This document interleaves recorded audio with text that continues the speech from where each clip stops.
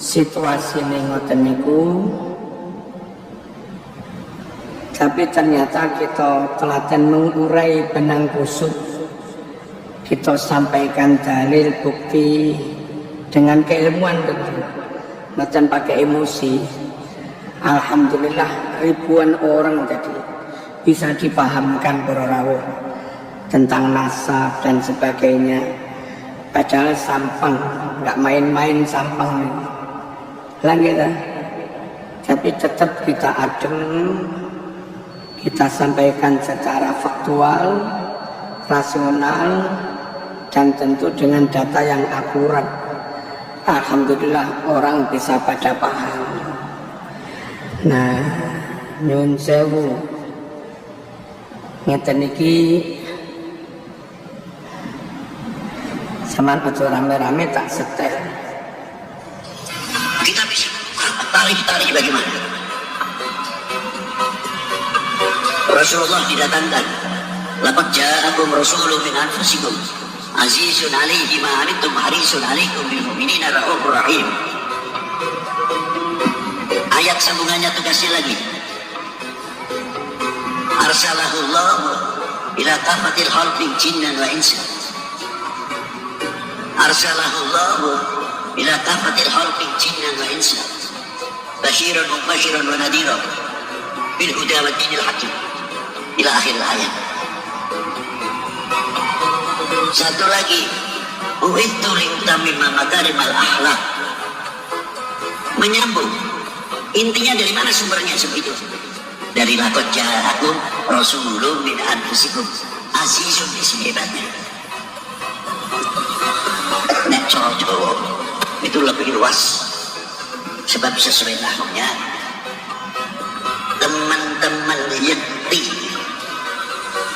nekaaken ingsun marang sidiramu teman-teman yakti.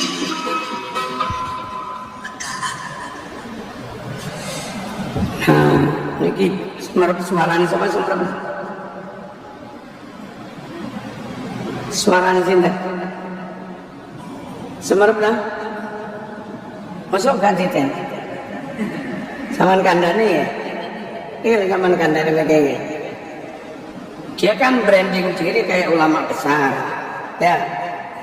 Pimpinan Thariqah se-Indonesia. Jadi mursyidnya para mursyid.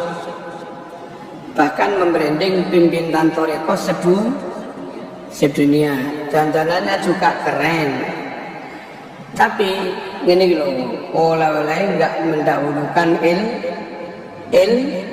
ilmu. Yang kasihan umat kadung begitu percaya dengan penampilannya, ternyata ngecen wow. Mana nun sewu ayatnya itu wama arsalnaka illa kafatal linnasi basyirau wa nadhira. Ngoten niku ayate. Tapi dhek nun sewu maca kan enggak karu-karuan tadi. Ya. Wa arsalakallahu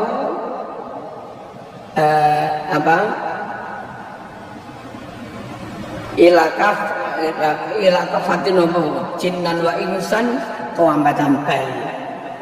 Nah tentu nambah-nambah ayat oleh disengaja nggih kafir.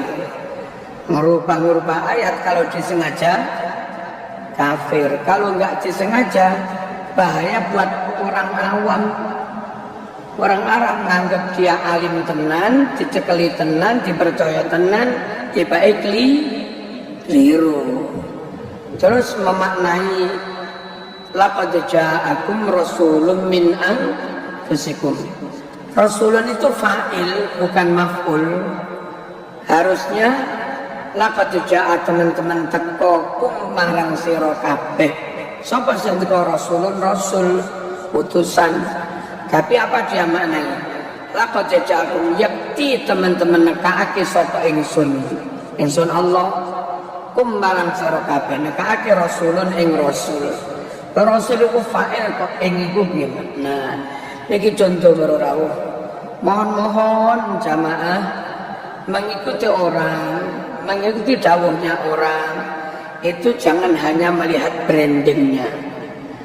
Jangan hanya melihat penampilannya, tapi benar-benar lihat kapasitasnya, lihat keilmuannya, dan melihat track recordnya, melihat rekam jejaknya. Dari dulu nggak pernah neko-neko, dari dulu nggak pernah mencela, nggak pernah kontroversial, lurus. Kalaupun sesekali salah, ya kabeh wong tahu salah, tapi bukan disengaja. Ketika orang itu track recordnya baik, kapasitas juga oke, maka dia berjanjian kayak apapun ya tetap itu yang jadi panutan. Bahkan andai orang yang nggak suka menyebutnya hewan, binatang, anjing, babi atau apa, ya kita tetap manut dia, wong nyatana alim. Tetap manut dia, wong nyatanya saya rekam jejaknya nggak suka menipu, nggak berbohong, nggak berkhianat, nggak gendaan. Rekam jejak oke, kapasitas juga oke. Paham ya? Ini kudu tegas para rawuh. Ojo sampai diapusi dengan penampilan. Lalu nyuwun sewu, konco-konco politik cek gampangnya memberi titel kiai haji. Assalamualaikum warahmatullahi ta'ala wabarakatuh. Bismillah, alhamdulillah, wassalatu wassalamu ala rasulillah Muhammadin sayyidil mursalin wa ala alihi wa sahbihi ajma'in, amma ba'du. Para pemirsa dimanapun Anda berada, kalau kita melihat dari pembahasan Kiai Marzuki itu adalah hal yang biasa menurut saya. Jadi pada era keterbukaan seperti saat ini, dikritik dan mengkritik adalah hal yang lumrah, yang harus kita terima legowo dalam hal itu. Meskipun yang dikritik itu adalah panutan, adalah orang yang kita cintai. Namun hal itu tetap harus berdiri di atas keilmuan. Jadi kalau dikritik dan mengkritik ini adalah dengan dasar keilmuan, maka hal itu lumrah atau biasa. Perbedaan itu sudah muncul sejak periode para sahabat. Kita tidak perlu kaget dengan perbedaan itu, mengkritik dan dikritik. Ya seperti yang disampaikan tadi, asalkan masih berdiri dalam pondasi keilmuan.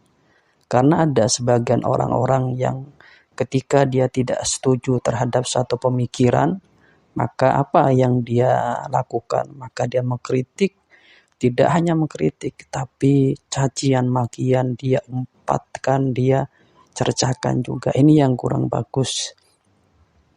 Dan kurang bagusnya lagi, terkadang orang-orang yang melakukan hal itu adalah orang-orang yang disebut sebagai seorang panutan, disebut sebagai seorang kiai, disebut sebagai orang habib gitu. Itu yang kurang bagus.